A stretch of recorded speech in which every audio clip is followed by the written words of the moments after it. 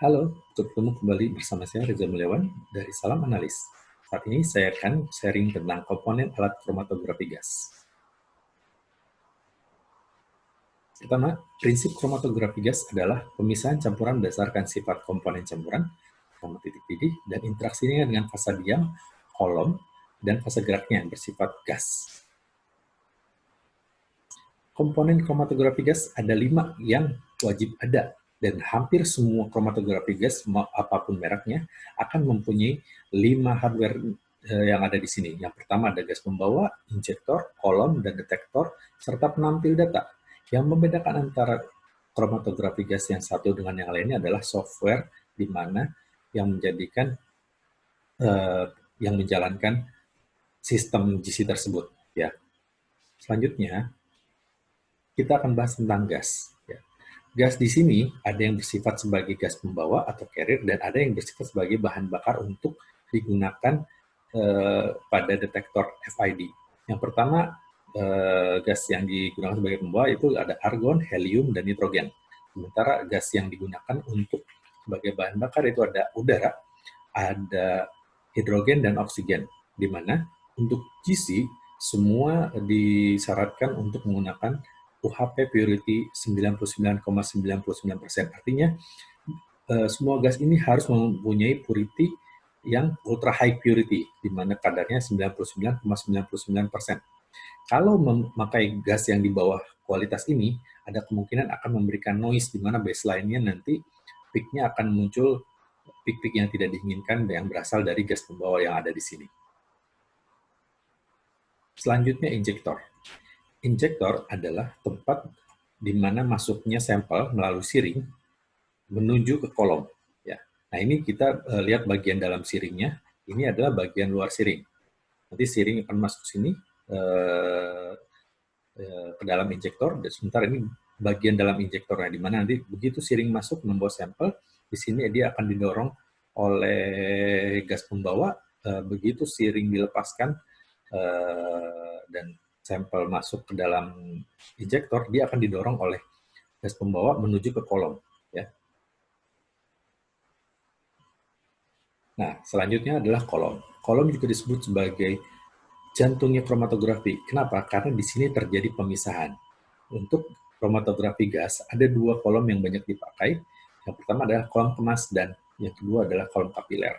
Di mana yang membedakan 2 kolom ini adalah yang kolom kemas, diameternya lebih besar dibanding kolom kapiler. Dan dari panjang kolom kemas lebih pendek dibanding kolom kapiler.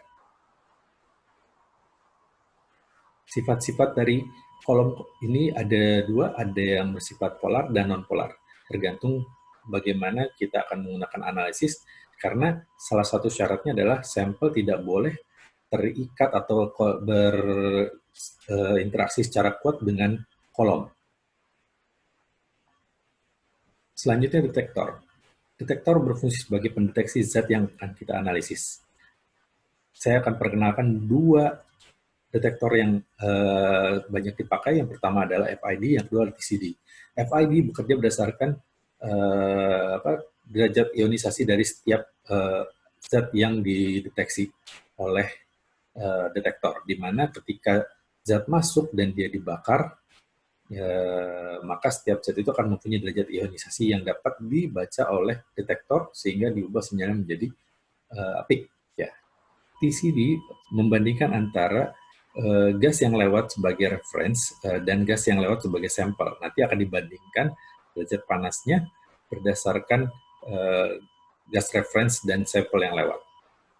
Dan kedua detektor ini banyak digunakan. Kenapa? Terutama FID, dia disebut juga sebagai detektor sejuta umat karena hampir semua bisa dianalisis menggunakan FID. Dan dia juga mempunyai limit deteksi yang cukup kecil dan rentang analisis yang cukup lebar.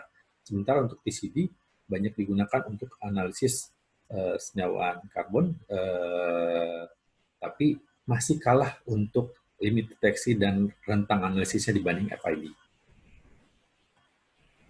Yang terakhir, penampil data.